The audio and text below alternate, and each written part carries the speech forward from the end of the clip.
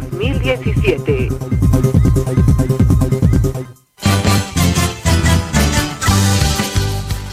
Y vamos a hablar de las elecciones judiciales 2017, conociendo a los candidatos para que usted tenga una votación responsable, emita su voto conociendo a cada uno de ellos y sepa a quién está eligiendo.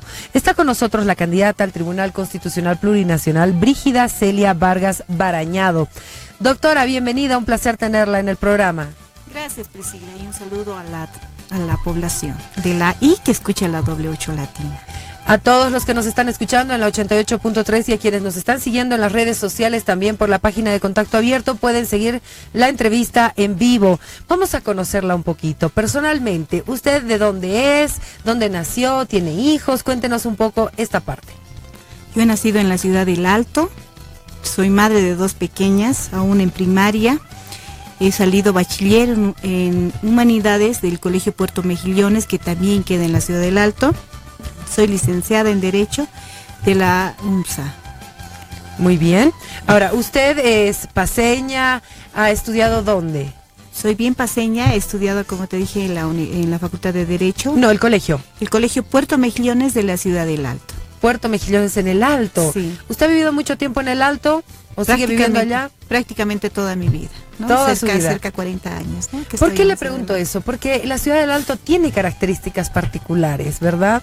Así es, Priscila. Sobre todo yo destaco el área de comercio. Las mujeres salteñas, desde las 4 de la mañana que venden sus verduras o están dedicadas a otro tipo de actividades también, ¿no? Se ve el movimiento en el Alto muy fuerte de los conductores, bueno, que es todo un caos, pero bueno, es una ciudad joven y aún batallando. Cuéntenos un poco sobre su juventud, sobre su niñez, porque tengo entendido que sus papás son comerciantes. Así es, Priscila, y estoy muy orgullosa de venir de una familia gremial. Y en una entrevista, no sé si te manifesté, desde los 7 años conozco la calle, digo, ¿no? Exacto. Tengo un papá que me ha impulsado mucho. Es uno de los papás que te reta a hacer lo que a veces no quieres, pero en el caso mío yo lo veía a mi papá como mi héroe y lo sigue siendo. Y si me decía parate de 2 pies, yo lo hacía. Entonces teníamos un puesto en la Ceja del Alto. Uh-huh. Y ahí es donde traía mercadería de todo lado. ¿Y qué cosas vendía? Fósforos, medias, pilas. Pero lo particular es que no vendía y me sentaba, ¿no? Yo tenía que ofrecer el producto. Claro, no solo que la gente venga, a ver, me vende esto. No, sí. Usted tenía que ofrecer el producto. Sí, muy ¿Cómo bonito. lo hacía? Por ejemplo, yo me acuerdo de una anécdota y a veces como que un poquito me siento mal, diría yo, porque al lado mío había otro señor que también vendía pastillas. Y la idea de mi casa era no competencia, ¿no? Ya. Estoy muy pequeña. Hay que eliminar la competencia. Exacto. Y como que pasan los años y te das cuenta que no debiste haber hecho, ¿no? Ajá. Entonces siempre yo como anécdota lo llevo porque yo ofrecía 5 pastillas por 10 centavos y el señor lo hacía en 6. Y como tenía que eliminar a mi competencia, lo hacía 7 en 10, así, ¿no? Ajá. Y de pronto el señor levanta. Y se fue. Se fue, ¿no? Yo victoriosa, pero pasan los años y dije, caray, sí, esa es la competencia, sí, pero como que no me ha gustado mucho, ¿no? Creo que ambos teníamos también necesidades. Claro. En el caso mío, varios hermanos, en la familia somos 6 hermanos. De los 6 hermanos, yo he sido la segunda, mi hermana mayor se casó muy joven, he asumido el rol de hermana mayor y un poco más de madre, por la necesidad, o sea, no les alcanzaba para mantenernos y teníamos a la fuerza salir los mayores a trabajar. Y es por eso que incursiona en esta venta en las calles, en el comercio y como gremial. Como gremial, sí, me faltaba ser solamente dirigente, nada más que a la par veía la exigencia de mi papá a estudiar. Ajá. A estudiar como puedas, pero tú sales. ¿Y por qué abogada? Siempre desde la juventud, Priscila, y desde pequeña era muy defensora de las personas, muy metida hasta en los problemas de la gente. Diría, cuando veía una injusticia en la calle, me metía, y muchas veces haciendo este trabajo también diría, no trabajo, diría, tu manera de ser me ha impulsado. Dije, escogiendo la abogacía voy a poder hacerlo mucho mejor, pienso yo, y bueno, aquí estamos, ¿no? Ahora. ¿Cuántos años ya? Cerca de 15 años de ejercicio profesional. Y siempre en instancia judicial. A ver, cuéntenos un poquito sobre eso. ¿Dónde empezó trabajando como abogada? ¿Estudió en la UMSA, me dice? Sí, en la Facultad de Derecho. He comenzado en el Ministerio de Justicia. He entrado como consultora, primero para la reforma del Código de Procedimiento Penal. Y en el Ministerio de Justicia he sido abogada litigante de delitos de carácter violento. En el Ministerio de Justicia tenemos ahora lo que son los SIG Plus, los servicios integrados de justicia plural. He sido jefa de unidad también allí a nivel nacional, donde se ha podido ver paulatinamente la integración de varios centros integrados de justicia a nivel nacional. Ahí ya he podido ver como abogada litigante, por ejemplo, el chocarnos contra un sistema judicial corrupto, ¿no? En todas sus instancias, Priscila. Entonces ha sido para mí grato poder brindar en el Ministerio de Justicia como abogada litigante de mujeres, incluso antes de la ley 348, ¿no? Que tipifica la violencia intrafamiliar como delito. A ver, entonces, usted ha sido parte de la reforma del procedimiento penal, como consultora de la cooperación alemana para el país. Cuéntenos un poquito sobre este trabajo. ¿Qué le parece? ¿Ha funcionado o no ha funcionado? ¿Tiene algunas fallas? Usted que lo ha conocido a fondo. Desde la vigencia del Código de Procedimiento Penal se ha querido cambiar de alguna manera la congestión, ¿no? La carga procesal y un acceso rápido a la justicia. Sin embargo, han habido también reformas al Código Penal, por ejemplo, en medidas cautelares. Estas medidas cautelares que han de alguna manera generado, una vez promulgada la norma, han generado más retardación de justicia, ¿no es cierto? Por una parte, y por la otra, ya la acusación ha tenido que conocer el juez en materia penal, se ha tenido que pasar a los tribunales de sentencia, que según el Código de Procedimiento Penal están compuestas por jueces ciudadanos, que se ha eliminado a la reforma del Código Penal. O sea, han habido cambios sustanciales, pero que en realidad, Priscila, seguimos chocando con la retardación de justicia. Pese a los esfuerzos, seguimos tropezando, ¿no? Se trata de hacer ya como principal característica la oralidad, sin embargo la chicanería todavía está presente en diferentes formas, ¿no? Así es. ¿Cómo se puede eliminar eso? Dentro de la propuesta que tengo, Priscila, al Tribunal Constitucional como candidata, precisamente está... El Tribunal Constitucional tiene y eso hay que aclararle a la población, ¿no? Es el garante máximo de los derechos fundamentales y de las garantías constitucionales. En su rol de garante tienen todas las causas donde se vea vulneración de derechos a través de las acciones tutelares, como son los amparos constitucionales, y en materia penal lo que más prolifera son las acciones de libertad. Hay un congestionamiento en el Tribunal Constitucional del 90% y va en cadena. El 90% de causas sometidas al Tribunal Constitucional no son las acciones de popular, no son los recursos de inconstitucionalidad, sino son precisamente los amparos constitucionales y las acciones de libertad, que en cadena generan también carga procesal o retardación de justicia, por ende, a los jueces ordinarios. Entonces, dentro de la propuesta está crear precisamente las salas constitucionales. Es una idea que lo ha planteado el magistrado saliente, el doctor Bacarreza, del actual tribunal. Entonces, estas salas constitucionales se van a instalar en los 3 distritos judiciales con mayor carga procesal. ¿Qué serían? La Paz, Cochabamba y Santa Cruz. Van a estar de cerca al ciudadano. ¿Qué quiero decir con esto? Que estas causas que van a Sucre, a través de la revisión que establece también la normativa, van a poder resolver inmediatamente. Vamos a tener a vocales constitucionales en estos 3 distritos judiciales donde más carga procesal se tiene, como te decía. Y por ende también van a descongestionar a los jueces en materia penal y a los tribunales de sentencia que conocen acciones de libertad y amparo constitucional. Entonces va a ir en cadena y solamente los jueces ordinarios tendrán que conocer lo que está sometido a su competencia, las causas sometidas a su competencia. Ahora, ¿es la atribución de un magistrado del Tribunal Constitucional hacer eso? Está claro, Priscila, se puede crear las salas constitucionales, porque es como trasladar de Sucre estas salas que van a conocer lo que Sucre... Pero es crear esta sala. Exacto, no te olvides que para crear necesitan presupuesto. Sin embargo, podemos decir, Priscila, que el Estado apenas, y es una vergüenza también decirlo, asigna el menos del 1% al sistema judicial en general.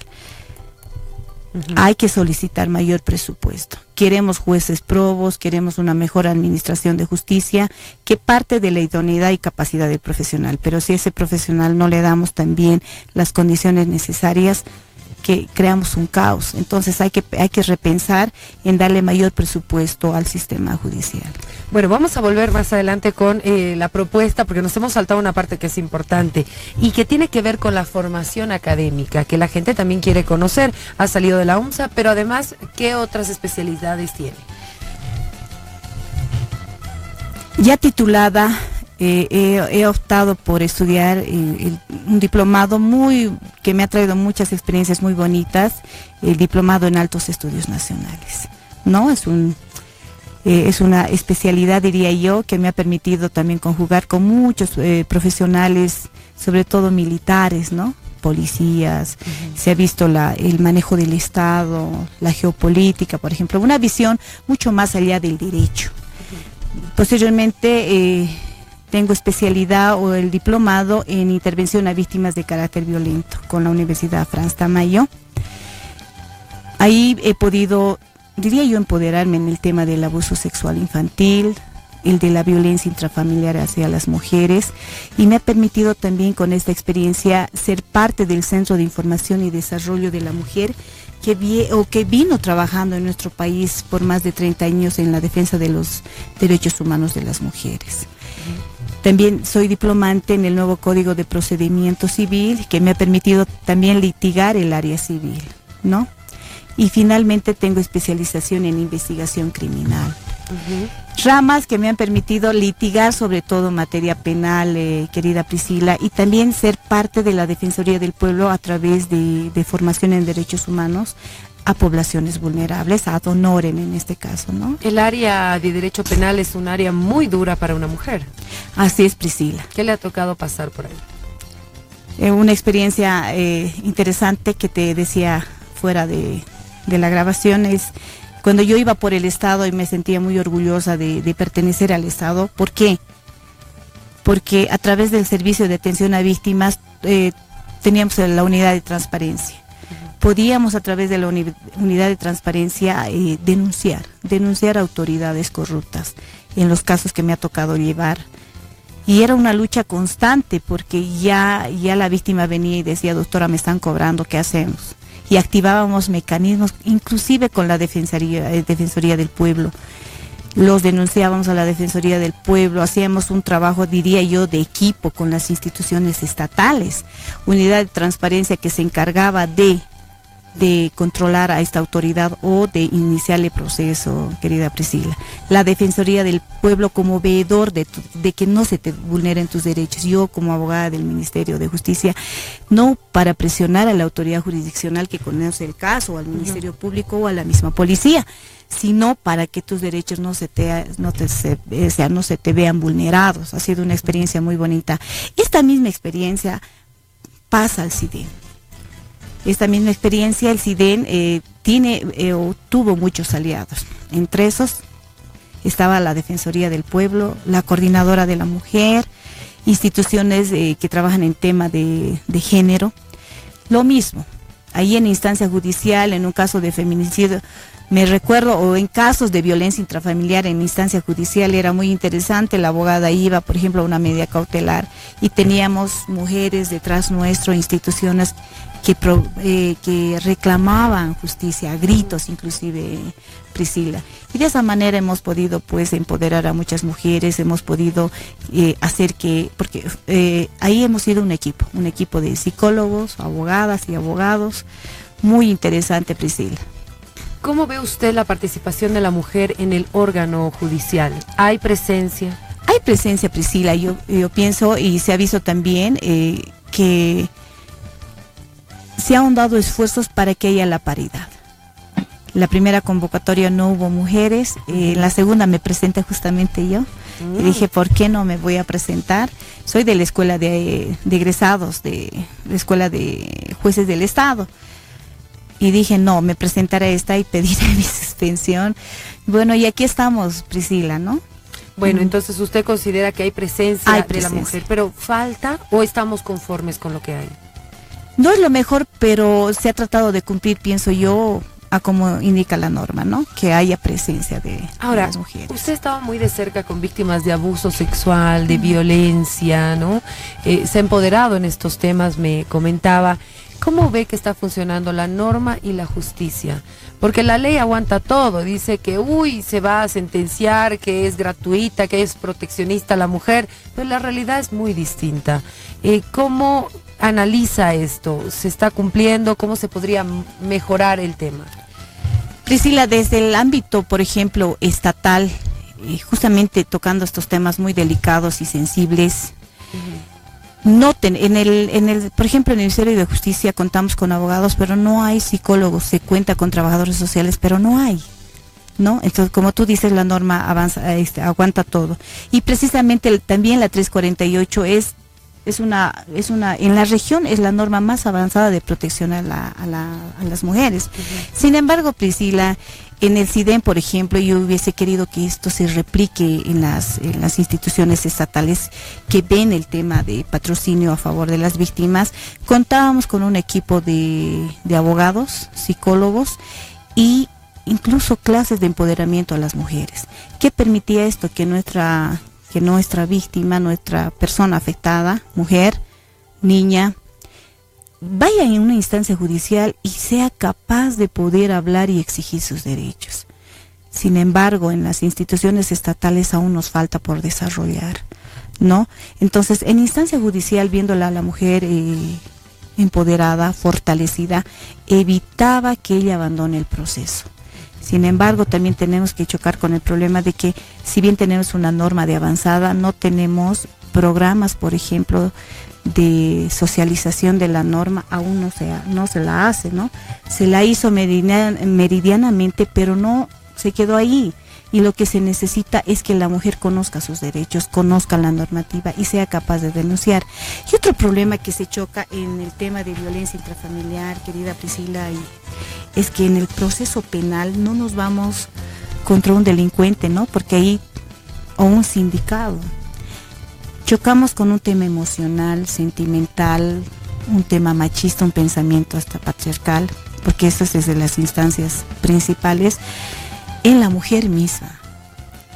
Cuando se inicia el proceso penal, la mujer desiste, por eso es que la ley fracasa, ¿no?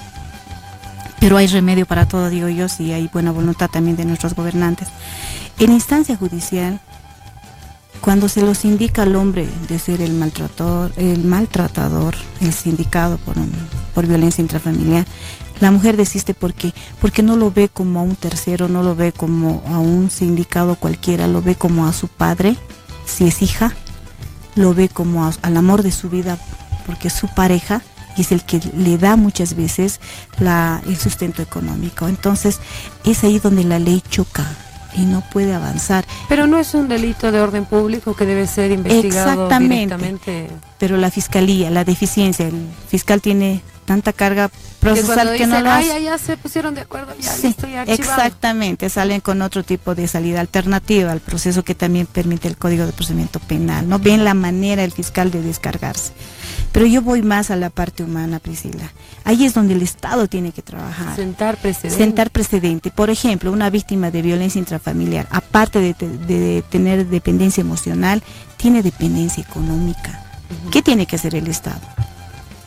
Proveerle trabajo, centros de ayuda para que esta mujer esa parte es la que no está funcionando. Esa es la que no funciona, porque no tenemos dónde. O sea, yo me separo, me ha golpeado, pero ¿qué hago con mis hijos? ¿Qué hago con mis hijos? ¿Cómo los mantengo? Entonces no hay una respuesta efectiva de parte del Estado hacia la víctima. Obviamente nos vamos a chocar que la norma no avanza.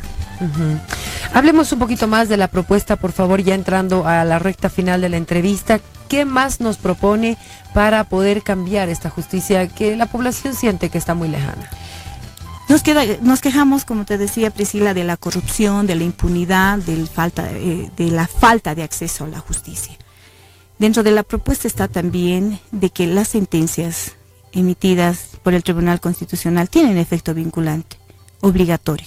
Por lo tanto, ante un fallo grosero que realmente a luces se ve, de que por medio ha habido prevaricato y corrupción, por ejemplo, ¿no? Allí, esta sentencia constitucional en su parte exhortativa va a conminar también de que esas autoridades judiciales sean también procesadas. De esta manera, de alguna manera, vamos a combatir la corrupción, por un lado, ¿no? Y por otro lado, el Consejo de la Magistratura también procederá a su destitución inmediata. Ahora, otro eje de la propuesta también está... destitución y proceso. Exacto. Porque yo vi un caso en Santa Cruz de la niña que fue obligada a declarar frente a su víctima, a su agresor, contar todo lo que ha pasado frente a la juez y la gente, ¿no? Y fue sancionado, ahora ya hay una sentencia contra el que abusó sexualmente de ella. Sin embargo, la juez fue suspendida. Y ya, terminó ahí, dejó de ser juez y listo. Tiene que haber algún proceso. Claro, no es suficiente simplemente con una destitución, ¿no? Exacto. Se tiene que aperturar la vía penal. Que sean Tienen responsables que estar, de sus actos. exacto, tienen que estar en el banquillo de los acusados. Yo sé que me están viendo muchas autoridades y sé que no les va a gustar, ¿no?